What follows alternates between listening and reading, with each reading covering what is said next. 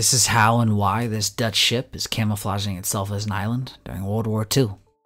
The world east of Suez was once very quiet. British, French, Dutch, Portuguese, and Americans carved out pieces of territory where their colonial powers held the cards. So everything was predictable and peaceful until 1941, when a military cyclone blew into the area. Japan had been carving up Manchuria and China for a decade, but the imperialists in Southeast Asia were not paying close attention. Nobody suspected that Japan had eyes on the islands and the archipelagos in the South China Sea. In the final months of 1941 and into the early days of 1942, the Japanese Imperial Navy and Army were suddenly on the loose. Both struck without warning, and within a matter of weeks, Malaya, the Philippines, and the Dutch East Indies were overrun by the Japanese. A status quo that had lasted for hundreds of years came crashing down. Japan was creating a new world order that did not include the Western powers. The initial shock devastated once secure masters of Asia. Japanese victories became almost commonplace. Nothing seemed able to stop their imperial navy or their imperial army. Both were invincible for approximately 6 months in 1942.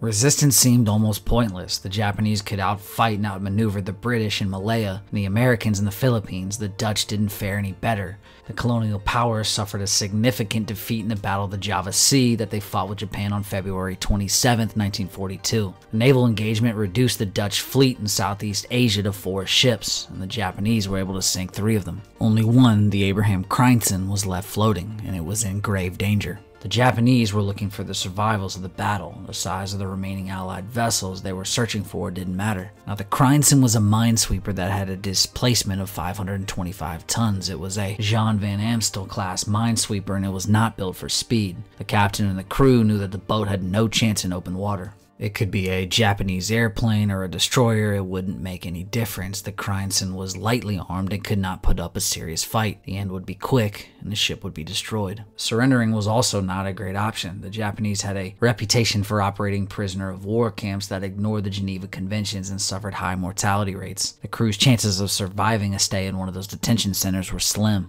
Their only real chance was to escape to Australia, and this was not going to be easy. The Japanese ruled the seas, and again they were looking for any survivors of the Java Sea fight. Sun Tzu wrote that all warfare was based on deception, and that was how the Cranston would be able to outwit the enemy and make it to safety. Somehow they were going to have to fool the Japanese long enough to make an escape to Australia.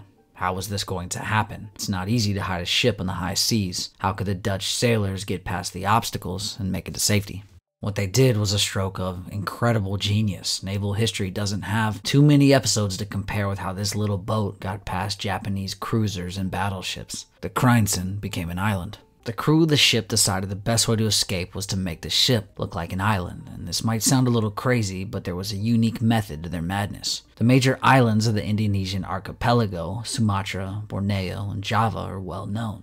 However, what many non-geography experts don't is how many islands there are in those waters. There are thousands. It's estimated that over 17,000 islands are dotting the ocean in Southeast Asia that make up the Indonesian archipelago. While some of these are significant land masses on which millions of people live, many of the islands are very small. Some, in fact, are not much more than rocky outcrops with vegetation on them sticking out of the ocean floor. Some are approximately the size of the little Dutch minesweeper. The Japanese would have been accustomed to the presence of small islands by this time and wouldn't pay much attention to them. Therefore, they would hardly notice anything disguised to look like a small island. The strategy would be to camouflage the boat with jungle foliage and then move slowly through the water, sailing mostly at night. Japanese scout planes would be unable to determine if the Cranston was a vessel or just another green plot on the water. Naval ships would ignore it and simply sail on by. It was an idea that had all the risks, but the sailors reasoned it just might work, and it was better than any of the other alternatives. Now, the Cranston was a small boat, but that didn't mean it was tiny. On the contrary, it was 184 feet long and 25 feet wide, and all of a sudden it needed to be disguised. Furthermore, its military trappings had to be successfully hidden for the boat and sailors to survive. The crew used gray paint to make parts of the boat look like rocks. They added to the camouflage by taking vegetation from any island nearby and doing a complete cover job. The result was an object floating in the Java Sea that looked like any other tiny spit of land but was a commissioned war vessel. It could easily fool any plane or ship from a distance. The crew had a long way to go to reach safety. Australia was 1,000 miles away. was not going to be a fast cruise either. The Crinson could only move at around 15 knots per hour, but this actually helped with the deceit. No matter how skillfully it was camouflaged, a fast-moving boat could easily be picked up by scout planes or noticed by a passing Japanese vessel, so the Crinson crept along to avoid any notice. The vessel would anchor close to an actual island during the day. It was motionless in the water and would not generate any suspicion from planes overhead or destroyers passing by. It was not an easy voyage, but the trick was working. By sailing at night and anchoring close to natural islands by day, the ship aroused no suspicion. If any of the branches or foliage needed to be replaced, it was quite easy to land a few men on an island to gather some new camouflage. It would take 8 days to get out of harm's way, and then finally the crew succeeded in their escape.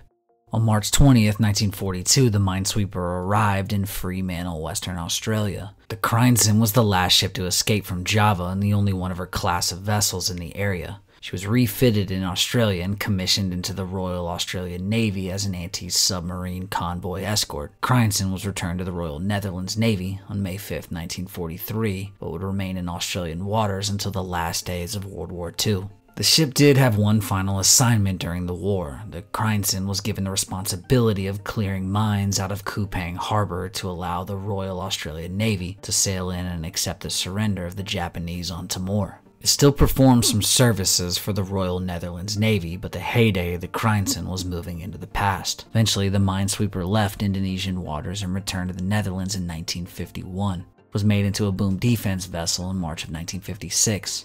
The last chapter of this island boat saw it decommissioned in 1960. The Crinson was then donated to the Sea Cadet Corps of the Netherlands and used for training purposes. In 1995, it became part of the Dutch Navy Museum at Den Helder, where it currently lies at anchor. The tale of the Crinson's escape from enemy waters became a textbook example of the successful use of subterfuge to outwit an opponent. It was able to safely move out of hostile waters because the men of the minesweeper were smart enough to deceive the enemy long enough to escape effectively. The whole story became the stuff of legends and is a proud moment in the history of the Royal Netherlands Navy. It was not by force of arms, but the clever use of deception that enabled the Crinson to elude the Imperial Japanese Navy and sail on to fight another day.